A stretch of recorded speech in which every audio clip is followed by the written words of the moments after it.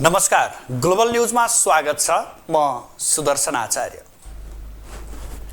नमस्कार, म वसुधा केसी। सुरुमा हेडलाइन्स।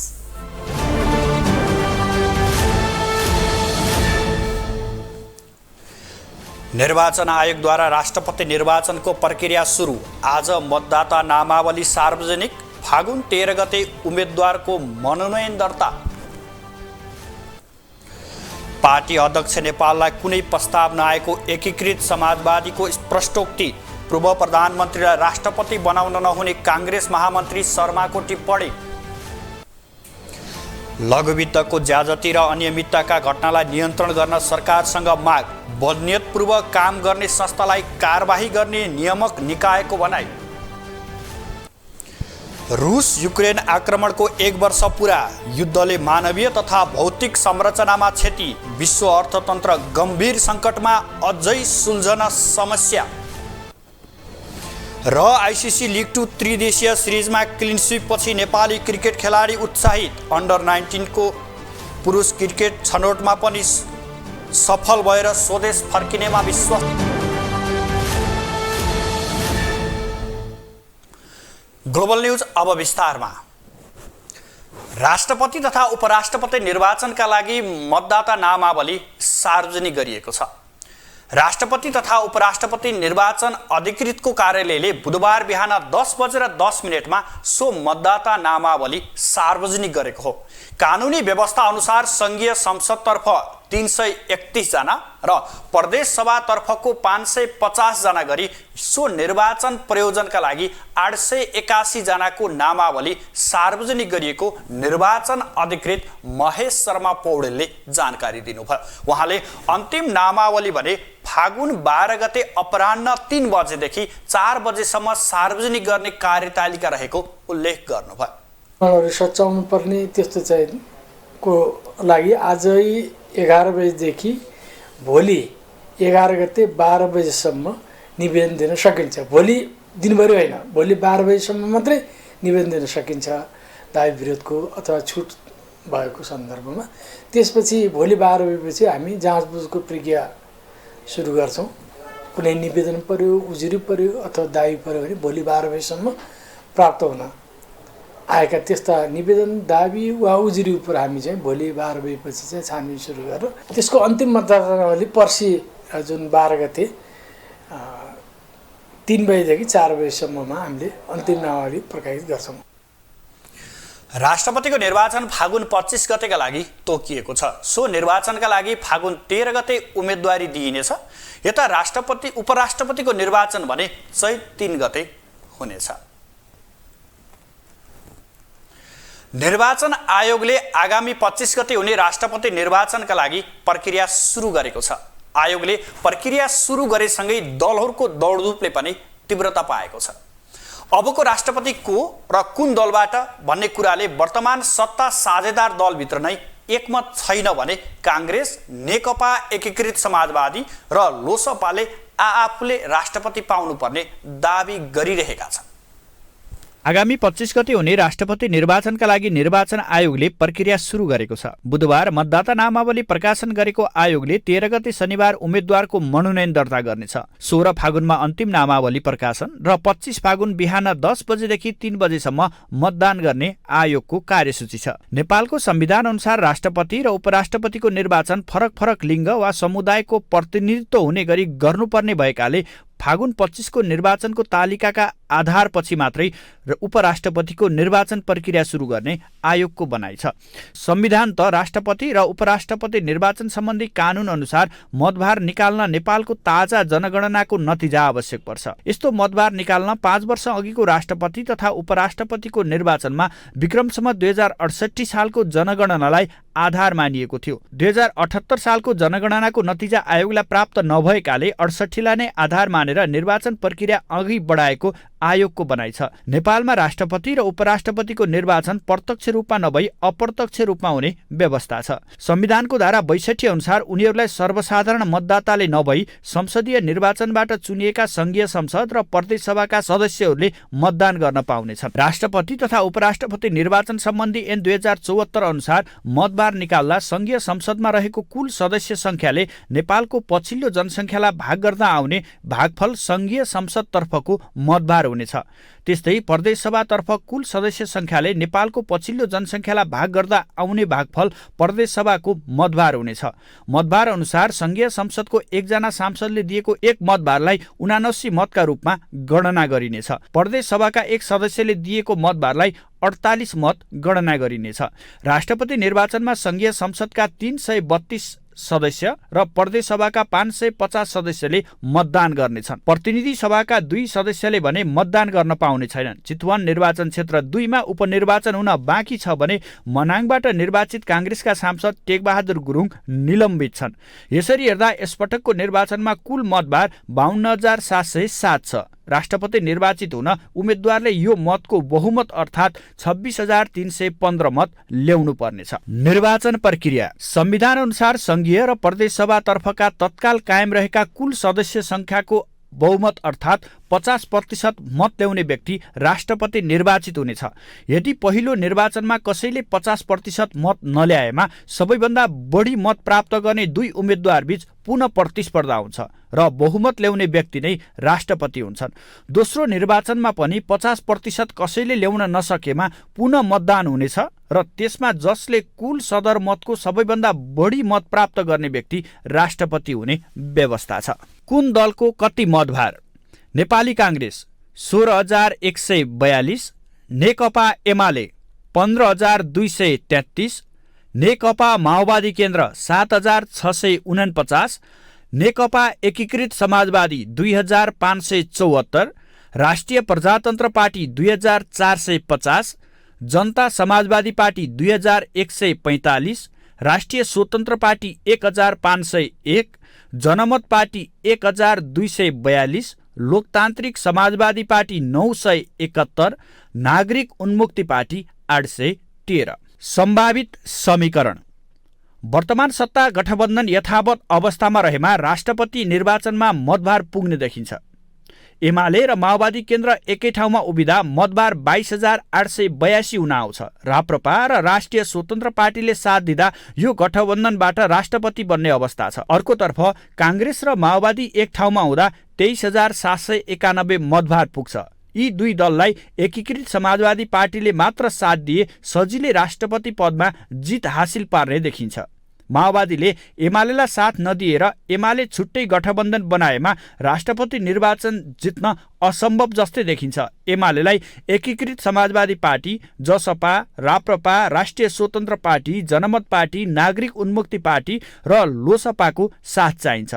अर्कोतर्फ काङ्ग्रेसलाई पनि माओवादी केन्द्र बाहेकको गठबन्धन बनाउन कठिन छ। समग्रमा हेर्दा राष्ट्रपति निर्वाचनमा माओवादी केन्द्रले जसलाई साथ दिन्छ त्यतातिर बहुमत पुर्याउन सहज अवस्था देखिन्छ। तर पछिल्लो राजनीतिक दौडधुप र बदलिन सक्ने समीकरणले सहजै अनुमान लगाउने अवस्था पनि छैन भने राष्ट्रपतिमा आउने पात्रको विषयले पनि यसमा प्रमुख भूमिका खेल्ने देखिन्छ। ग्लोबल टेलिभिजन एचडीका लागि सुदर्शन आचार्यको रिपोर्ट। अब पालो ग्लोबल भोइसको।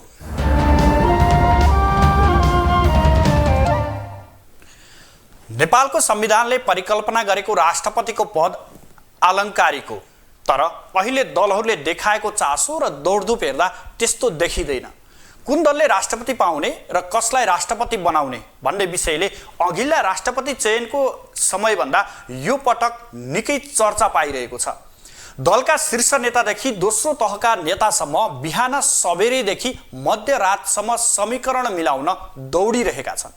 यसै विषयमा केन्द्रित रहेर ग्लोबल भोइसमा आज हामीले सर्वसाधारणलाई सोधेका छौँ, राष्ट्रपति चयनको विषयलाई लिएर चलिरहेको यो दौडधुपलाई कसरी लिनुहुन्छ? राष्ट्रपति कुर्सी मात्रै बस्ने काम नगरोस्, भोलि बिहान आएर पनि हाम्रो कुनै काम प्रक्रिया अनुसार हाम्रो चाहिँ सबै कुरा भओस्, देशमा चाहिँ हाम्रो राष्ट्रपतिको निर्वाह गरोस्, सबै कुरा भओस्, त्यति मात्रै भओस्। हाम्रो केही पनि भएको छैन। आजभोलि आएर राष्ट्रपतिको नाममा मात्रै कुर्सीमा मात्रै बसेर त अर्थ छैन नेपालमा, हो कि नै ल भन्नु त। आएर सबै कुरा गरौँ। नेपाल भनेको यति सुन्दर देश हो कि राम्रो देश हो, आएर केही गरोस् न। राष्ट्रपतिको जस्तो ठाउँमा बसिसकेपछि केही एउटा आँट भरोसा ल्याओस् होइन। अब हाम्रो संविधानले व्यवस्था गरे अनुसार त यो होइन होइन, तर योभन्दा अगाडिको राष्ट्रपतिले जुन किसिमको काम गर्नुभयो त्यसले गर्दा अलिकति जटिल बनायो र राजनीतिक विषयवस्तुलाई अलिक ततायो। देशमा थुप्रो समस्या छ नि। अब यी राजनीतिक नेताहरूले अब चाहिने विषय छोडेर चाहिँ नचाहिने विषयमै बढी दिमाग लाउने। देशमा रोजगारको समस्या छ, व्यवस्थापनको समस्या छ, हरेक क्षेत्रमा शिक्षा स्वास्थ्यदेखि लिएर सबै क्षेत्र चाहिँ डामाडोल छ। अब यो राष्ट्रपति यताउता भन्ने त खै यिनीहरूको अब के मानसिकता हो।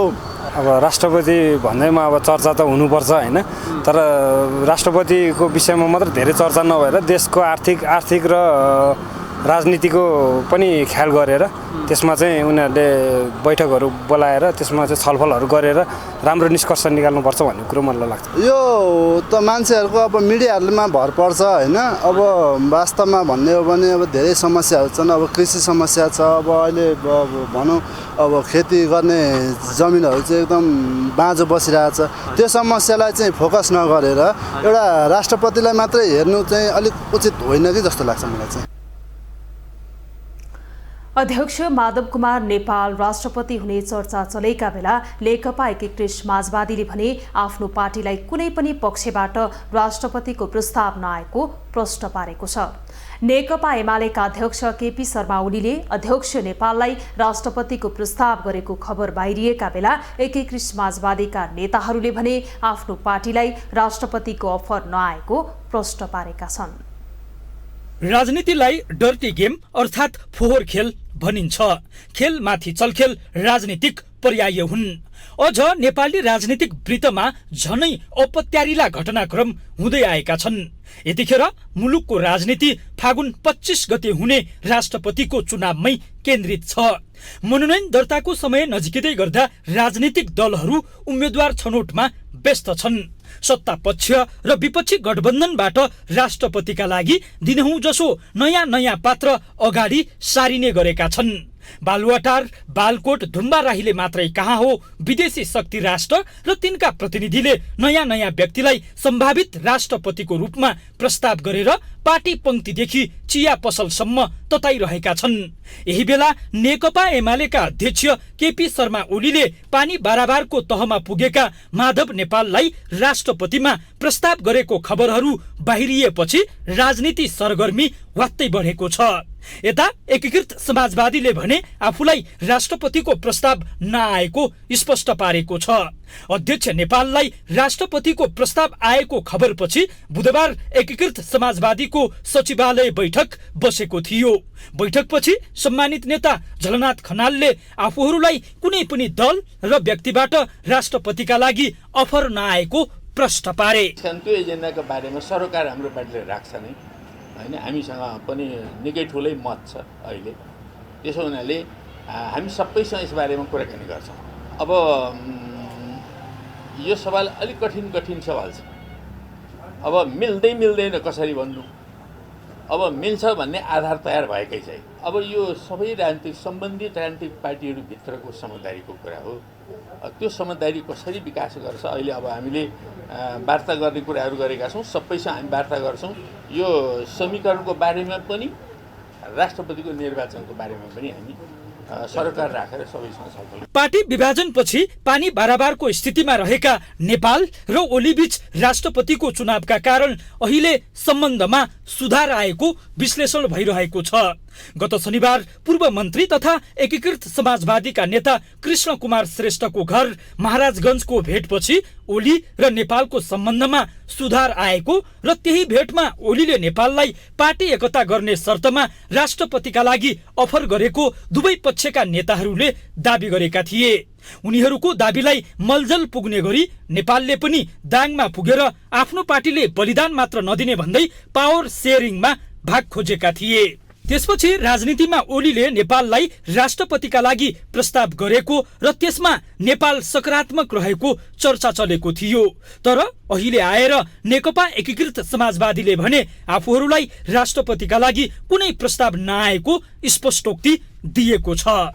संविधानलाई अन्त्य गर्न अथवा यस संविधानमा भएका व्यवस्थाहरूलाई समाप्त गर्न अथवा हिन्दू राज्यको लागि अथवा राजतन्त्रको लागि भनेर चलाइएका विभिन्न प्रकारका गतिविधिहरू छन्। यी गतिविधिहरूप्रति हाम्रो पार्टीको ध्यान गम्भीर ढङ्गले आकर्षित भएको छ।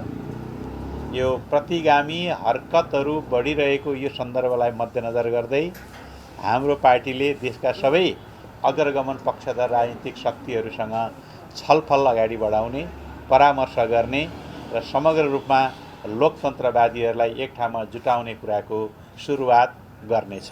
राष्ट्रपतिको निर्वाचनलाई लिएर नेपाली राजनीतिमा अनेक बहस छिडिएका छन्।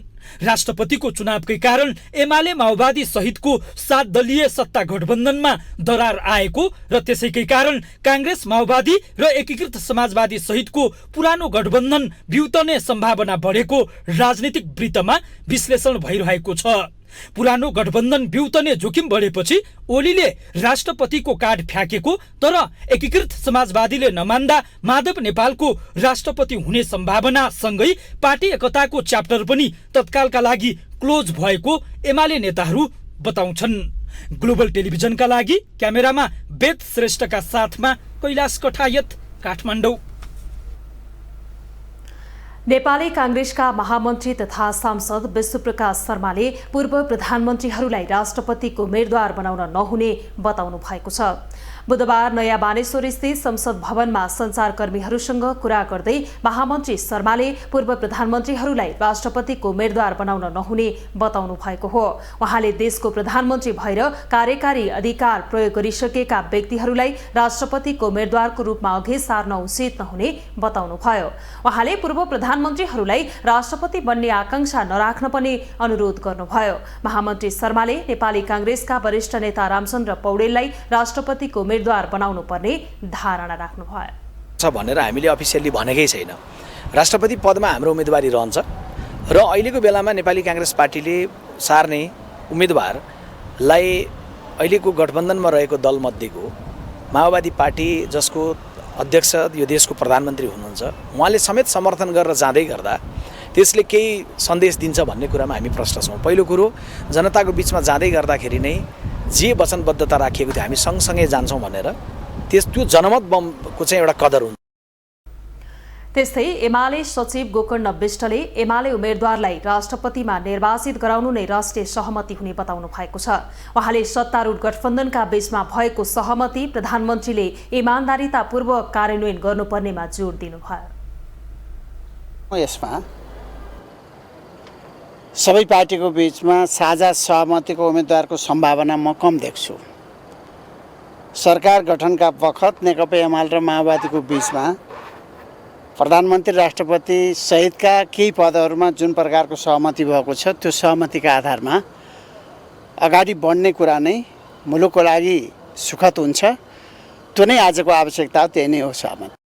त्यसैगरी नेकपा एकीकृत समाजवादीका सांसद प्रकाश ज्वालाले राष्ट्रपतिको पदका लागि आफ्नो पार्टीको दाबी रहेको बताउनुभयो। उहाँले राष्ट्रपतिका लागि पार्टी अध्यक्ष माधव कुमार नेपाल योग्य भएको समेत बताउनुभयो। उहाँले नेपालले संविधान निर्माणमा खेलेको भूमिका, देशको निम्ति गरेको योगदानका कारण उहाँको चर्चा हुनु स्वाभाविक भएको प्रतिक्रिया दिनुभयो। हामी यो छलफलमा छौँ, यसलाई चाहिँ स्वाभाविक मान्न सकिँदैन। 13 गते त राष्ट्रपतिको उम्मेदवारी नै हाल्ने दिन आइसक्यो। त्यसले यो विषयमा चाहिँ विभिन्न दलहरूभित्र र दलहरूका बिचमा अथवा चाहिँ दलहरूभन्दा बाहिर पनि बहस छलफल भइरहेको छ। अब हाम्रो पार्टीका अध्यक्ष वा हाम्रा पार्टीका नेता चाहिँ राष्ट्रपतिका निम्ति योग्य हुनुहुन्न भन्ने कुरा पनि भएन, किनभने त्यसका निम्ति योग्य नै हुनुहुन्छ। पटक पटक प्रधानमन्त्री भएर अनुभव गरेका व्यक्तिहरू, संविधान निर्माणमा भूमिका खेलेका व्यक्तिहरू र लामो राजनीतिक इतिहास भएका राष्ट्रका निम्ति धेरै ठुलो योगदान गरेका व्यक्तिहरू हुनुहुन्छ। त्यसैले उहाँहरूको चर्चा हुने कुरा पनि स्वाभाविक हो।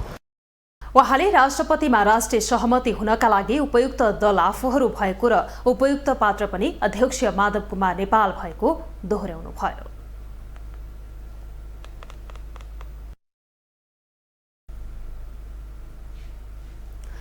ललितपुर महानगरपालिकाका प्रमुख श्रीबाबु महर्जनले ललितपुरलाई हरियाली सहर बनाउने योजना अनुसार काम भइरहेको बताउनु भएको छ।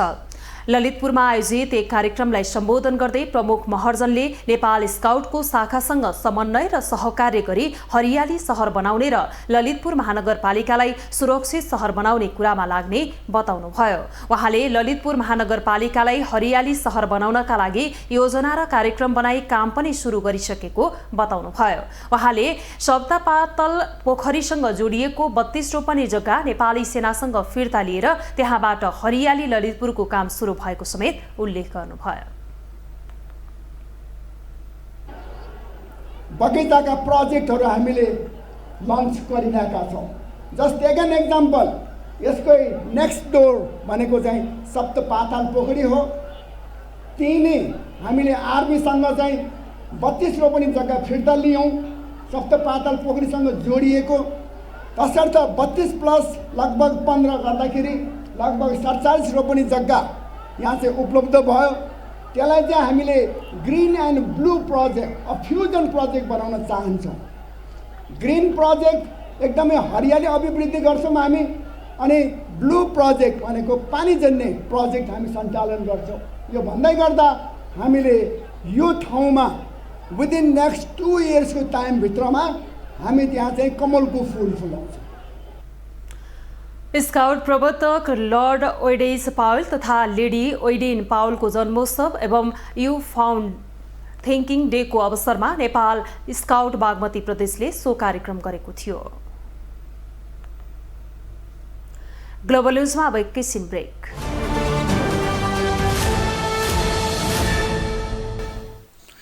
ब्रेकपछि स्वागत छ। अब बाँकी न्युज।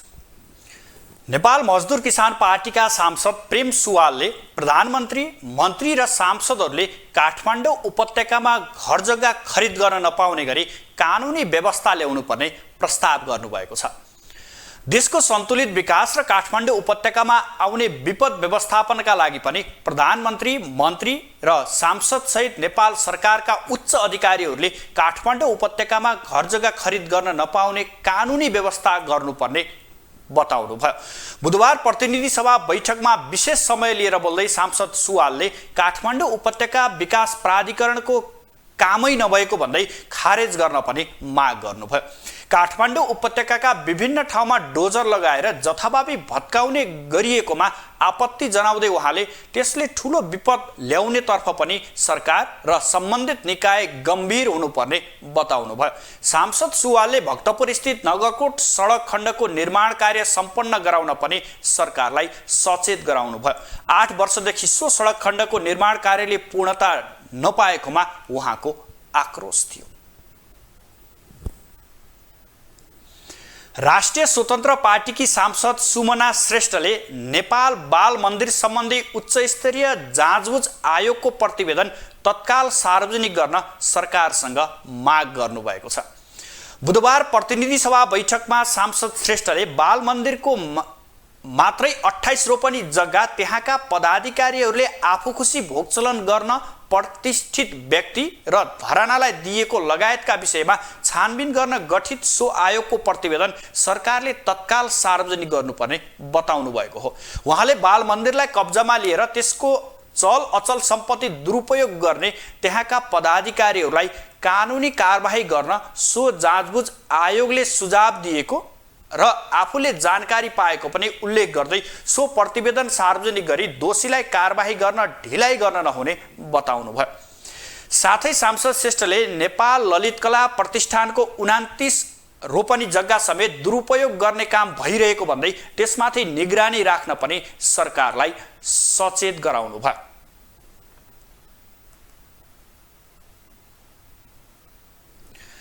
नेपाली कांग्रेसका सांसद दीपक गिरीले दाङ स्थित लमही घोराई तुलसीपुर सडक खण्डको निर्माण कार्यमा ढिलाइ भइरहेकोमा आपत्ति जनाउनु भएको छ। 4 वर्षदेखि बनाउन सुरु गरिएको सो सडक खण्डमा दुर्घटनामा परि करिब 22 जनाले ज्यान गुमाउँदा पनि त्यसको निर्माण कार्य सम्पन्न गर्न सरकारले चासो नदिएकोमा उहाँको आक्रोश थियो। बुधबार प्रतिनिधि सभा बैठकमा विशेष समय लिएर बोल्दै सांसद गिरीले सो सडक खण्डको निर्माण कार्य ढिलाइ हुनुको कारणबारे संसदलाई जानकारी गराउन पनि सरकारसँग माग गर्नुभयो। उहाँले 30 महिनामा सम्पन्न गर्ने सम्झौता सहित सुरु गरिएको सो सडक खण्डको निर्माण कार्य 3 पटक म्याद थप गर्दा पनि 9.9% मात्रै काम भइरहेको उल्लेख गर्दै यस्तो लाजमर्दो अवस्था आउन नदिन नेपाल सरकार र सम्बन्धित निकाय गम्भीर बन्नुपर्ने पनि बताउनुभयो।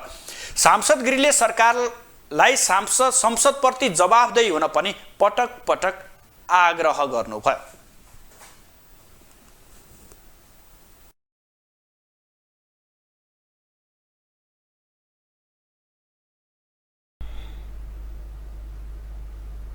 अब इकोनोमिक न्यूज।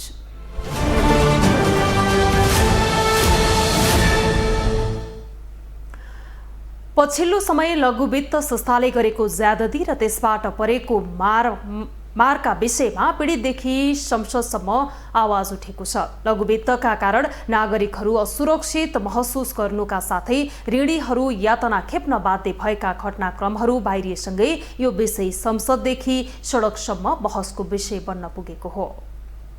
पछिल्लो समय लघु वित्त वित्तीय संस्थाले गरेका ठगी र जनतालाई दिएको पीडाका घटनाक्रमहरू बढ्दै गएका छन्। राष्ट्र बैंकको निर्देशिकाको प्रभावकारी कार्यान्वयन र सुपरिवेक्षण कार्य र वित्तीय साक्षरतालाई स्थानीय सरकारको साझेदारीमा तल्लो तहसम्म लैजान नसक्दा यस्ता घटनाहरू बढ्दै गएका हुन्। लघु वित्त वित्तीय संस्थाहरूले घरमै पुगेर यातना दिने गरेको भन्दै ऋणीहरूले लघु वित्त खारेज गर्नुपर्ने माग गरेका छन् भने यो विषय संसददेखि सडकसम्म नै उठेको छ। लघु वित्तहरूले ऋण तिर्न नसकेको भन्दै मध्यरातमा घरमै पुगेर यातना दिने गरेको र लघु वित्तकै कर्मचारीले ऋणको दुरुपयोग गरी मिटर ब्याजमा पैसा लगाउने गरेको पीडितहरूले बताएका छन्। एउटाबाट अर्को हुँदा मिटर ब्याजी अनि त्यो भने लघु वित्तको समस्यामा हामीहरू 72 सालदेखि सर हामीहरू एकदम पीडामा छौँ। अरू पीडा कस्तो खाले सर अब भन्नु किस्ता त तिर्न सके छैन। अब महाजनले पनि गाली गरिरहेछ। महाजनले चोक चौरामा सारी खोलेर पिट्छ दिदी बहिनीलाई। अनि अहिले तिर्यो अनि फेरि 2 महिनापछि ल भनौँ न अब त्यो ब्याज साउ घट्छ कि भने होइन तपाईँको त त्यति नै लाग्छ भनिदिनुहुन्छ। अनि त्यस्तो गर्दा त मेरो त केही पनि छैन। त्यो भएपछि बारम्बार घरमा आउने टर्चर गर्ने ऋणीहरूले टर्चर गर्ने। मैले गाउँबाट पनि निकालेर मैले उहाँहरूलाई तिर्दा पनि लास्टमा घरमा गर्दा अहिले 3 महिना भयो मेरो 11 वर्ष सुसाइड गरेर छ। मैले 12,000 रुपियाँ गरेर तिर्नु पर्दैछ। अनि सर हामीलाई निकाल्दिन अहिले पैसा त्यहाँबाट 5,000 10,000 भन्यो भने छैन तपाईँहरूको बचत कहाँबाट हुन्छ। 4,000 रुपियाँ हामीले राख्छु बचत। सेवा शुल्क भन्छ बिमा भन्छ त्यहाँ 10,000 काटेर राख्नुहुन्छ सरहरूले। अनि हामी त अब के गर्ने सर लास्टै भयो। अब यसो 2-3 कठा खेत पनि थियो त्यो पनि बिल्ट्यो। अलिअलि यसो गहना लगाएको त्यो पनि बिल्ट्यो। अब छोराछोरी र आफू मात्रै छ बुढा पनि विदेशबाट फर्केर आउनु भयो। अब के भन्नु 10वटा 11वटा किस्तामा छु। यता नेपाल राष्ट्र बैंकका कार्यकारी निर्देशक रेवती नेपालले राष्ट्र बैंकले लघु वित्तबाट एउटै व्यक्तिले धेरै ऋण लिन नपाउने प्रावधान ल्याउन लागेको बताएका छन्। पछिल्लो समय धेरै लघु वित्तमा सदस्य भएर एउटै व्यक्तिले सबैबाट ऋण लिएर समस्यामा परेको पाइएको भन्दै अब निर्देशिका मार्फत कडाई गर्ने तयारी भइरहेको उनको भनाइ छ। स्थानीय स्तरमा समस्या बढ्दै गएको भन्दै नेपालले लघु वित्त संस्थाका कर्मचारी बिहान 10 बजे भन्दा अगाडि र बेलुका 11 बजेसम्म ग्राहकको घरमा गएर यातना दिने र गाईबस्तु तान्ने घरमा चुकुल लगाइदिने काम तत्काल बन्द गर्न आग्रह गरे।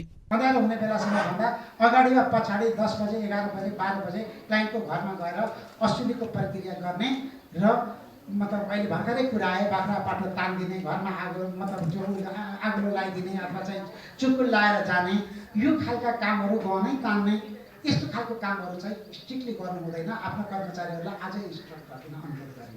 यो कुरा सार्वजनिक र सडकमा मात्रै होइन संसदमा पनि उठ्न थालेको छ। सांसद गगन कुमार थापाले बदनियतले काम गर्ने लघु वित्त संस्थाहरूलाई कारबाही गर्न माग गरेका छन्। लघु वित्तका कारण मर्कामा परेकाहरूलाई बैंक तथा वित्तीय संस्थाहरूको सामाजिक उत्तरदायित्वको रकमबाट राहत दिन आवश्यक रहेको सांसद थापाको भनाइ छ। अनुचित नाफा कमाउनको लागि जे पनि गर्ने लघु वित्त संस्था तत्कालको गर्जो टार्नको लागि जहाँबाट जस्तो भए पनि ऋण लिने ग्राहकहरू अनि अनुमति दिँदै गर्दाखेरि हात फैलाउने तर सुपरिवेक्षण गर्दै गर्दा मुठी कस्ने राष्ट्र ब्याङ्क यही कारणले गर्दा लघु वित्तको यो सङ्कट देखिएको। अत साँच्चीकै मर्कामा परेकाहरूको निम्ति राहतका लागि चाहे त्यो CSR फन्ड होस् चाहे त्यो क्लाइन्ट प्रोटेक्सन फन्ड जो ब्याङ्क र वित्तीय संस्थाहरूसँग छ त्यो फन्डको प्रयोग गर्ने, बदनियतका साथ काम गर्ने लघु वित्त संस्थाहरूलाई कारवाही गर्ने र एउटा ऋणीले एउटा मात्रै संस्थाबाट ऋण लिन पाउने यो प्रावधान थपेर राष्ट्र ब्याङ्कको निर्देशिकाको प्रभावकारी कार्यान्वयन गर्ने। लघु वित्तको कर्मचारी भन्ने तर लघु वित्तको ऋणको दुरुपयोग गरी मिटर ब्याजमा पैसा लिन प्रोत्साहन गर्ने काम भइरहेको छ। सुरुमा ऋण लिन प्रोत्साहन गर्ने र पछि ऋण तिर्न नसक्नेहरूको नाममा पत्रिकामा छापिदिने, कर्मचारीलाई मध्यरातमा समेत ऋणीहरूको घरमा पठाउने र कर्मचारीहरूले मानसिक र शारीरिक यातना दिने काम बन्द गरिनु पर्दछ। साथै लघु वित्तले ल्याएका विकृतिलाई समाधान गरी परिमार्जन गर्दै लैजान आवश्यक देखिन्छ। ग्लोबल टेलिभिजनको लागि विशाल पुरीको रिपोर्ट। यता उपप्रधान तथा अर्थमन्त्री विष्णुप्रसाद पौडेलले सरकार लघुवित्त वित्तीय संस्थाहरूको समस्या समाधान गर्न गम्भीर भएर लागेको बताउनु भएको छ। बुधबार प्रतिनिधि सभाको बैठक पश्चात संसद भवन बाहिर सञ्चारकर्मीहरूसँग प्रतिक्रिया दिँदै अर्थमन्त्री पौडेलले यस्तो बताउनु भएको हो। उहाँले सरकारले लघुवित्तमा देखिएका वर्तमान समस्या समाधानका लागि गम्भीर रूपमा सरोकारवालाहरूसँग छलफल भइरहेको समेत बताउनु भयो। उहाँले विभिन्न चरणमा बैठक बसेर केही महत्त्वपूर्ण निर्णयहरू समेत भइसकेको बताउनु भयो। लघुवित्तको समस्याका सम्बन्धमा ध्यानाकर्षण भएको मात्रै होइन, हामीले त्यस विषयमा सिरियस मिटिङ पनि बसिसकेका छौँ र हामीले अनेक राउन्ड मिटिङ बसिकन केही महत्त्वपूर्ण निर्णय पनि गरेका छौँ र यो क्षेत्रमा जुन प्रकारको समस्या छ लघुवित्तको क्षेत्रमा जसरी ऋणीहरू गम्भीर रूपमा प्रभावित हुने अवस्था सृजना भएको छ यसको कारणहरूमा प्रवेश गरेर प्रभावकारी समाधानका निम्ति सम्बन्धित निकायहरू लागिसकेका छन् र यसका नतिजाहरू क्रमशः आउँदैछन्। उहाँले सरकारका नीतिगत प्राथमिकता र न्यूनतम साझा कार्यक्रम कार्यान्वयनका लागि मन्त्रालयगत आधारमा कार्ययोजनाहरू अगाडि बढाएको समेत बताउनु भयो। उहाँले अर्थतन्त्रमा देखिएका समस्या र चुनौतीको समाधान गर्न सरकार केन्द्रित भइरहेको बताउनु भयो।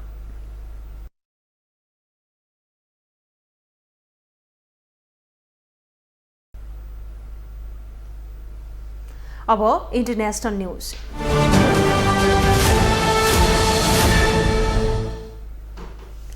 रूस युक्रेन युद्ध भएको 1 वर्ष पूरा भएको छ। यस युद्धमा परि हजारौंले ज्यान गुमाइसकेका छन् भने अरबौंको भौतिक संरचनामा क्षति पुगेको छ। युद्ध 1 वर्ष पूरा भएको अवसरमा यता युक्रेनीहरू हौसला दिन अमेरिकी राष्ट्रपति जो बाइडेन सुटुक्क पुगे भने उता रुसका राष्ट्रपति पुटिनले देशव्यापीलाई सम्बोधन गर्न भ्याए।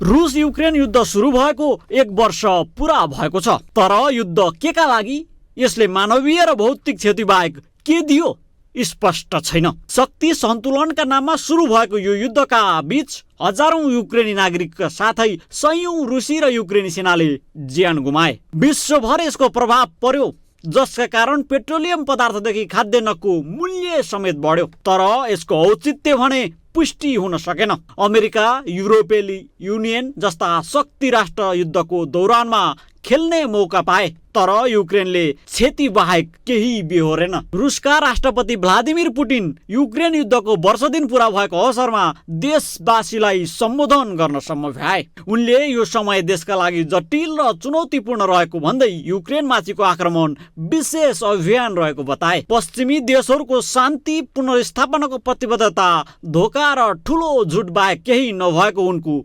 जिकिर थियो। युक्रेनले जैविक र आणविक हतियार सङ्कलन गर्ने प्रयास गरिरहेको, त्यसलाई शान्तिपूर्ण समाधान खोज्दा सक्दो प्रयास गर्दा सहमत नभएपछि युद्धको सुरुवात गरिएको पुटिनको भनाइ थियो।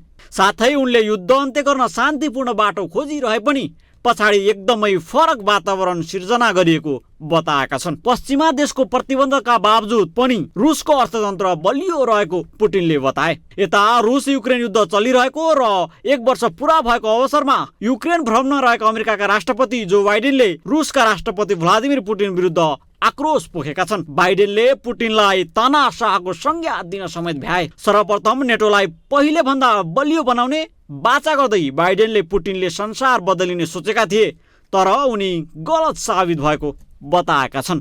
युक्रेनले रुस युक्रेन युद्ध जित्नेमा समेत उनले विश्वस्त पारे। उनले रुसी आक्रमणका क्रममा युक्रेन बलियो, गौरवशाली, ठूलो र आत्मनिर्भर भएको र उसलाई पश्चिमा मुलुकले दिएको समर्थन खेर नजाने दाबी समेत गरे।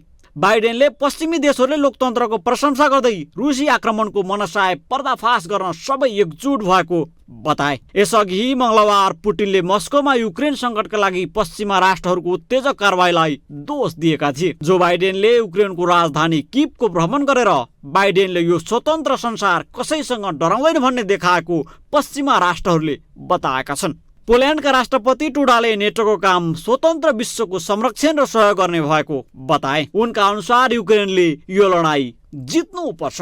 ग्लोबल टेलिभिजनको लागि एजेन्सीको सहयोगमा विशाल पुरीको रिपोर्ट। अब स्पोर्ट्स न्युज।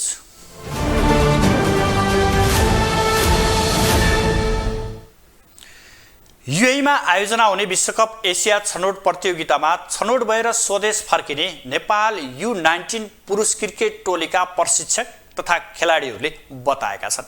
नेपाली टोलीका हरेक समूहमा मनोबल बढेकाले पनि नेपाल U19 मा पनि छनौट भएर फर्किनेमा प्रशिक्षक तथा खेलाडीहरू विश्वस्त देखिएका हुन्। युएईमा आयोजना हुने विश्वकप एसिया छनौट प्रतियोगितामा छनौट भएर स्वदेश फर्कने नेपाल अन्डर 19 पुरुष क्रिकेट टोलीका प्रशिक्षक तथा खेलाडीले बताएका छन्। पछिल्लो समयमा नेपाली क्रिकेट लयमा आएको र मङ्गलबार विश्वकप क्रिकेट लिग 2 को च्याम्पियन टोली स्कटल्यान्ड सहित नामिबियासँगको श्रृङ्खलामा क्लिन स्विप गरेपछि उमेर समूहको टोलीमा पनि मनोबल बढेको भन्दै अन्डर 19 मा पनि छनौट हुनेमा प्रशिक्षक तथा खेलाडी विश्वस्त देखेका हुन्।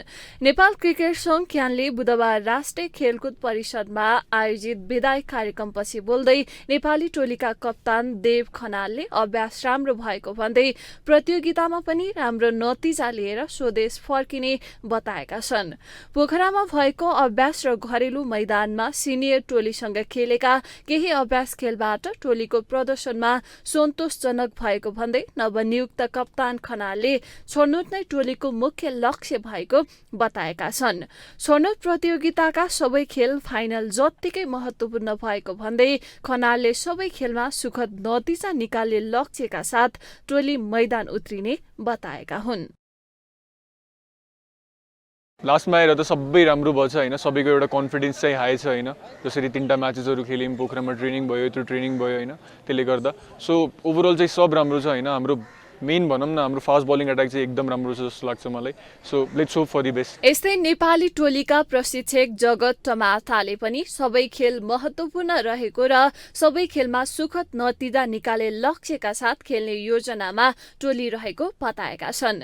नेपाली टोली सबै पक्षमा सन्तुलित भएको बताउँदै प्रशिक्षक टमाटाले मुख्यतः टोलीमा तीव्र गतिका बलरले खेल हावी हुने विश्वास व्यक्त गरे। युवा खेलाडीमा केही गर्नुपर्छ भन्ने अठोट भएको र कुनै पनि हालतमा छनौट हुने लक्ष्य लिएर खेल्न टोली मानसिक हिसाबमा तयार भएको प्रशिक्षक टमाटाको भनाइ छ। र ओभरअल समग्रमा हामी 55-60 दिनको जुन हामीले चाहिँ ट्रेनिङ गरेको छौँ होइन, एज अ सिनियर टिमहरूसँग पनि 6-7 वटा म्याच खेल्ने मौका पायौँ र सिनियर टिमलाई पनि म धन्यवाद भन्छु, उहाँहरूले जुन हामीलाई एउटा प्र्याक्टिस म्याचमा आएर खेलिदिनु भयो।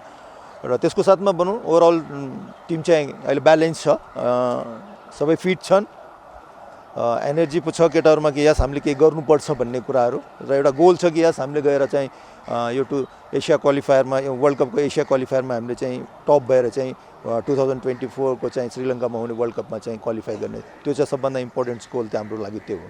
उता छनौट प्रतियोगिताका लागि नेपाल अन्डर 16 टोलीबाट खेलिसकेका अर्जुन कुमारले पनि तयारी राम्रो गरेको बताउँदै च्याम्पियन भएर स्वदेश फर्कने प्रतिबद्धता व्यक्त गरे। हामीले प्रिपरेसन राम्रो गरिरहेछौँ होइन, अहिले कति 1 महिना मतलब 30-40 दिन भइसक्यो हामीले प्रिपेयर राम्रो भइरहेछ। अब त्यहाँ गएर रिजल्ट दिने हो, अब फेरि त्यही कन्फिडेन्स छ कि भित्रबाट आउने हो कि वर्ल्ड कप खेल्ने हो, त्यही 2016बाट हामी खेलिरहेको छैनौँ, त्यही भएर। एसिया छनौट फागुन 12 देखि युएईमा आयोजना हुँदैछ। प्रतियोगितामा नेपाल सहित सिङ्गापुर, हङकङ, कुवेत, मलेसिया र आयोजक युएईको सहभागिता रहेको छ। सिंगल राउन्ड रोबिनको आधारमा सञ्चालन हुने प्रतियोगितामा शीर्ष टोलीले आगामी 2024मा श्रीलङ्कामा आयोजना हुने विश्वकप अन्डर 19 मा सिधै छनौट हुने मौका पाउनेछ। यस प्रतियोगितामा टेस्ट मान्यता प्राप्त राष्ट्रसँग छनौट टोलीले विश्वकप अन्डर 19 प्रतियोगिता खेल्नेछ। ग्लोबल न्युजको अन्त्यमा अहिलेसम्मका हेडलाइन्स पुनः एकपटक।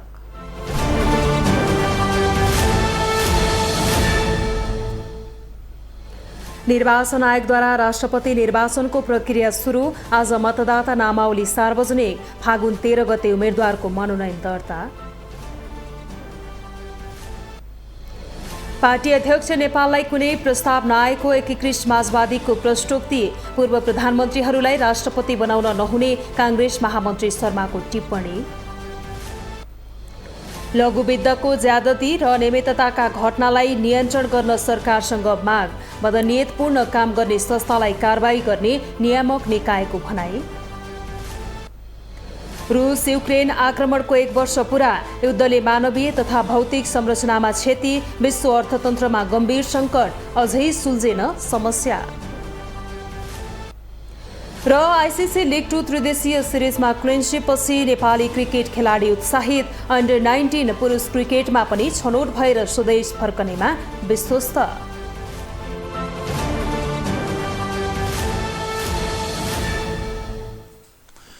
ग्लोबल न्युज अहिलेलाई यति नै। ग्लोबल टेलिभिजन तपाईँ फेसबुक तथा युट्युबमा पनि प्रत्यक्ष हेर्न सक्नुहुनेछ।